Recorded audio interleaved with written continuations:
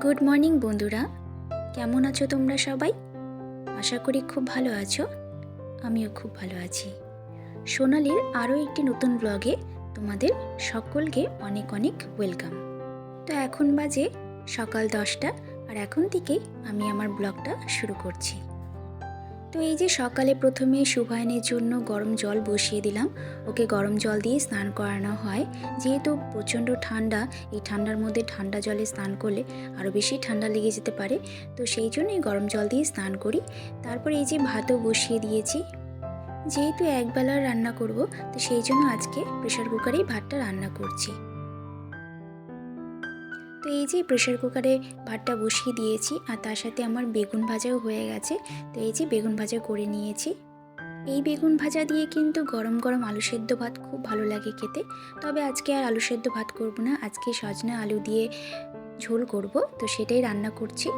ওদিকে আমার তরকারি হচ্ছে, আর তার সাথে আমি যে বাসনগুলো আছে সেগুলো মেজে রাখছি। একসাথে অনেকগুলো বাসন হয়ে গেলে মাজতে অসুবিধা হয়ে যায়, তো সেই জন্য একটু একটু করে মেজে রাখছি। আর দেখবে, রান্নার সাথে সাথে যদি এঁঠো বাসনগুলো ধুয়ে মেজে রাখা হয়, তাহলে কিন্তু অনেকটা সময় বেঁচে যায়। বাসনগুলো মাজা আমার হয়ে গেছে। এরপরে চারপাশটা ভালো করে যে জলগুলো লেগেছিল সেগুলো ভালো করে মুছে নিচ্ছি। জল জল হয়ে থাকলে একদমই দেখতে ভালো লাগে না। রান্নার শেষে এবার গ্যাস ওভেনটাও ভালো করে পরিষ্কার করে নিচ্ছি। আসলে রান্নার সময় এত তেল ছিটে পড়ে যে সেগুলো আর পরিষ্কার না করলে একদমই ভালো লাগে না, তো সেই জন্য সঙ্গে সঙ্গেই আমি সেটা পরিষ্কার করে নিই। স্নান তো সকালেই হয়ে গিয়েছিল, কিন্তু কাপড়গুলো আর ধোয়া হয়নি, সেগুলো জলে ভিজিয়ে রেখেছিলাম। তো এখন রান্নাবাড়ির কাজ শেষ করে চলে এসেছি ছাদে কাপড়গুলো শুকোতে দিতে। আর আজকে কিন্তু বেশ সুন্দর রোদ দিয়েছে। এই শীতের দিনে এরকম রোদ দিলে কিন্তু মনটা খুশি হয়ে যায়। এরকম রোদে খুব একটা কিন্তু গরম লাগে না, আর তার সাথে মিষ্টি একটা হাওয়াও দিয়েছে। তো এই যে এখন খাওয়া দাওয়া করব, তো তার আগে আমি একটু পাঁপড় ভেজে নিচ্ছি। পাঁপড় যেহেতু গরম গরম ভাতের সাথেই খেতে ভালো লাগে, আর এগুলো কিন্তু গরম গরম খেতেই ভালো লাগে, তো সেই জন্য আগে আর ভাজিনি, এখন খাওয়া দাওয়া করব বলে ভেজে নিচ্ছি। শুভায়নের জন্য খাবারটা বেড়ে নিয়েছি। তো ওকে আজকে দেবো ডাল, আলু সেদ্ধ, বেগুন ভাজা আর ডিম দিয়েই খাওয়াবো। খাওয়া দাওয়ার পরে নাকি একটু ফল খাওয়া ভালো, তো এই যে আঙ্গুর নিয়ে নিচ্ছি। তো আঙ্গুর নিয়ে আমি ছাদে চলে যাব, যেহেতু শুভায়ন, ওর বাবা সবাই ছাদে আছে, তো সেই জন্য আঙ্গুর নিয়ে ছাদে যাব। ওখানে রোদের মধ্যে একটু বসে খাওয়া হবে। তো এই যে খাওয়া দাওয়া শেষে যে এঁঠো বাসনগুলো ছিল সেগুলো মেজে নিচ্ছি এখন। এঁঠো বাসন সঙ্গে সঙ্গে মেজে রাখতেই ভালো লাগে, পরের দিকে সেগুলো আর মাজতে ইচ্ছে হয় না।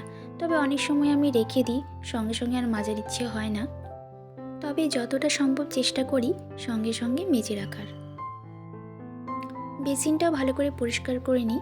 চারপাশে কেমন জানি সাদা সাদা হয়েছিল, তাই দেখতে খারাপ লাগছিল, তাই ভাবলাম যে ভালো করে একটু পরিষ্কার করে নিই।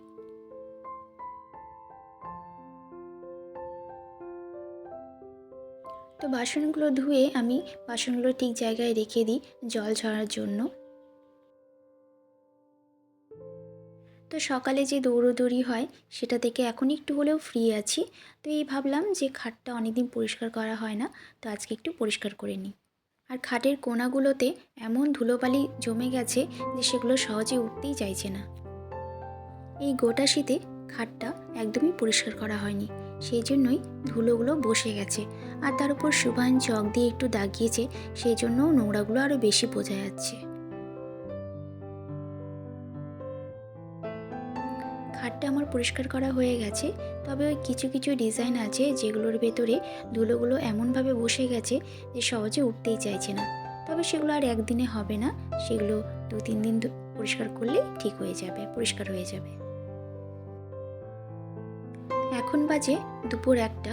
তো এই যে একটু সময় আছে, যেহেতু শুভায়নকে আমি 2টোর দিকে ঘুম পাড়িয়ে দিই, তো এই যে গেটটাও একটু পরিষ্কার করে নিচ্ছি এই সুযোগে।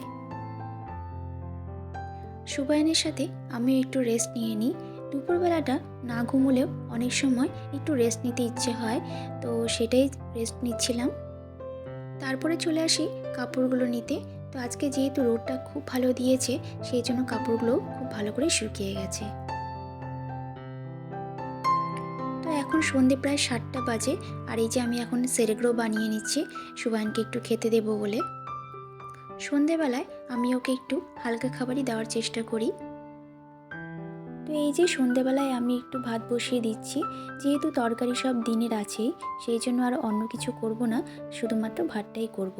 আর তার সাথে এই যে সুবায়নের সেরেগ্রো শেষ হয়ে গেছে, তো সেই প্যাকেটটাও আমি ঢুকিয়ে রাখছি।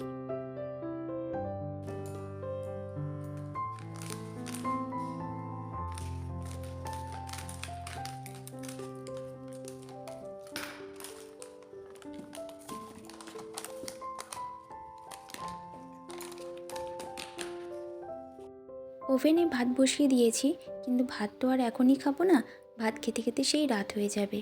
কিন্তু সন্ধ্যাবেলায় তো চা বা কফি কিছু একটা চলেই, তো আজকে আর চা বানাচ্ছি না, আজকে একটু কফি খাওয়ার ইচ্ছে হয়েছে, তাই ভাবলাম যে কফি বানিয়ে নিই। আমার আবার বাড়িতে কফি খুব একটা ভালো লাগে না, তবে হ্যাঁ, অনুষ্ঠান বাড়িতে আবার কফি না খেয়ে আসি না। তো চলো, আজকের ভিডিওটা এই অবধি। তোমরা সবাই ভালো থেকো, সুস্থ থেকো, দেখা হচ্ছে আবার পরের ব্লগে।